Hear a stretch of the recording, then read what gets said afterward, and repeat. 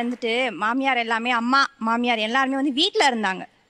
அப்பா வரும்போது ஓடி போய் தண்ணி மொண்டு கொடுக்கறது, அப்பா வந்தோடனே சேர்ல சாஞ்சு உட்காந்தோடனே டீ கொடுக்கறது, அதெல்லாம் இருந்துச்சு. அப்போ வந்துட்டு இருந்த எக்கனாமிக் படி பாத்தீங்கன்னா ஒருத்தர் வாங்கினா போதும் அப்படின்றதுனால மோஸ்ட்லி எங்க மாமியார் அம்மா எல்லாருமே வீட்டுல தான் இருந்தாங்க.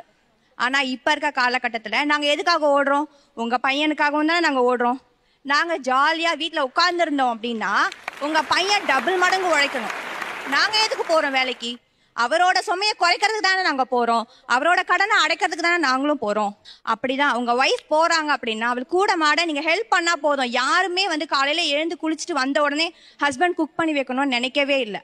ஒரு சின்ன ஹெல்ப் தான். அந்த குழந்தைய பாத்துக்கலாம். எத்தனையோ வீட்டுல வந்து குழந்தைங்கள கூட பாத்துக்க முடியாம அதுங்களை வாக்கர்ல உட்கார வச்சுட்டு சமைக்கிற எத்தனையோ பேரண்ட்ஸ் எத்தனையோ சிஸ்டர்ஸை நான் பாத்திருக்கேன்.